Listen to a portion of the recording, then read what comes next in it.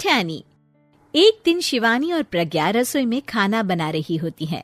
तभी प्रज्ञा को रसोई में एक चूहा दिखता है और वो जोर से चिल्ला पड़ती है, दीदी वो देखो चूहा। वो डर के स्लैब पर चढ़ जाती है। अरे चूहा ही तो है, तू तो ऐसे डर रही है जैसे तूने कोई भूत देख लिया हो। कितनी डरपोक है तू भी ना प्रज्ञा। आप ज्यादा हंसो मत दीदी, हर इंसान को किसी न किसी चीज से डर लगता है। लगता होगा, पर मुझे तो किसी चीज से डर नहीं लगता। मैं तो बहुत बहादुर हूँ, पर तू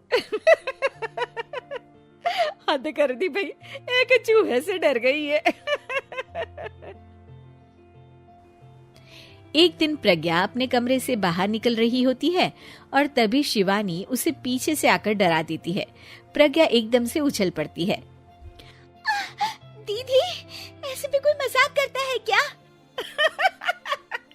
अरे जरा अपनी शक्ल तो देख, एकदम बैंगन की तरह नीली पड़ गई है। अरे मेरी देवरानी इतनी बड़ी डरपोक है, मुझे तो पता ही नहीं था। आप ऐसे चौंकाओगे तो कोई भी डरेगा ना? अरे ना, कोई बहाना अब काम नहीं आएगा। आज से ना तुम्हारा नाम है डरपोक प्रज्ञा। शिवानी प्रज्ञा का मजाक उड़ाकर चली जाती है। प्रज्ञा शिवानी की मजाक उड़ाने की आदत से परेशान हो जाती है। जब देखो मेरा मजाक उड़ाती रहती है, इनकी शिकायत तो मम्मी जी से करनी ही पड़ेगी मुझे।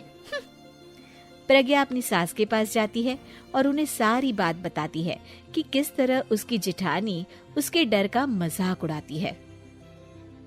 ओहो, तो बड़ी बहू को बड़ा घमंड है अपनी बहादुरी पर। कोई नहीं, अभी उसका घमंड तोड़ देते हैं।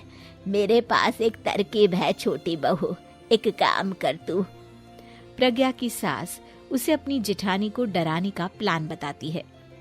ये तो बहुत अच्छा आइडिया है मम्मी जी, क्या बात है। आइडिया सुनकर लग रहा है कि आप अपने बचपन में काफी शरारती रही होंगी मम्मी जी।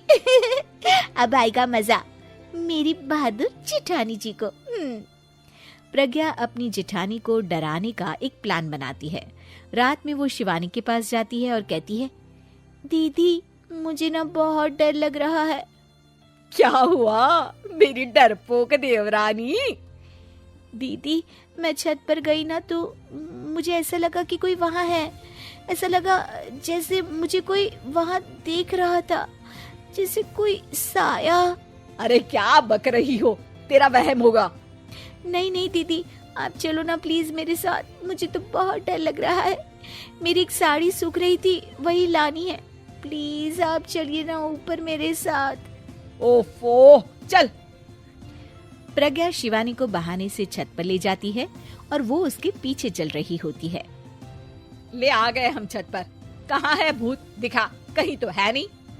तभी प्रज्ञा चुपके से सीढ़ियों पर छुप जाती है और शिवानी छत पर अकेली रह जाती है। अरे प्रज्ञा कहाँ चली गई? प्रज्ञा एकदम से सीढ़ियों का दरवाजा बंद कर देती है। अब शिवानी को डर लगने लगता है। मैं नीचे चली जाती हूँ। लगता है प्रज्ञा भी नीचे ही चली गई है। तभी उसके सामने एक खुले बाल सफेद साड़ी में औरत खड़ी होती है। शिवानी उस औरत को देखकर डर जाती है। हाल तू जलाल तू आई बला को टाल तू, हाल तू जलाल तू आई बला को टाल तू।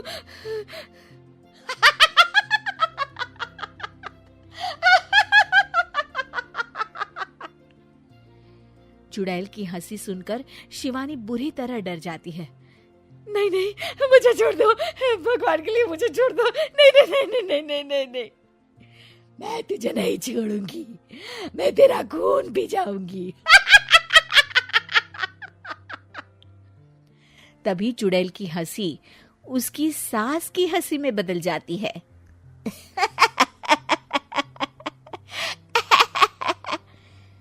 मम्मी जी, ये तो मम्मी जी की आवाज है। शिवानी आंख खोलती है तो सामने उसकी सास चुड़ैल का मेकअप करके खड़ी होती है और प्रज्ञा और उसकी सास जोर जोर से हंस रहे होते हैं। क्यों मेरी बहादुर जेठानी जी, आप तो कहती थी कि आप किसी से नहीं डरती। ये तुमने अच्छा नहीं किया प्रज्ञा। और सासू माँ आप भी इसके साथ मिलकर। और नहीं तो क्या बहू, तुम अब मेरी छोटी बहू का ऐसे मजाक बनाओगी तो मुझे तो चुड़ैल बनना ही पड़ेगा ना। प्रज्ञा और उसकी सास और जोर जोर से हंसने लगते हैं और शिवानी गुस्से में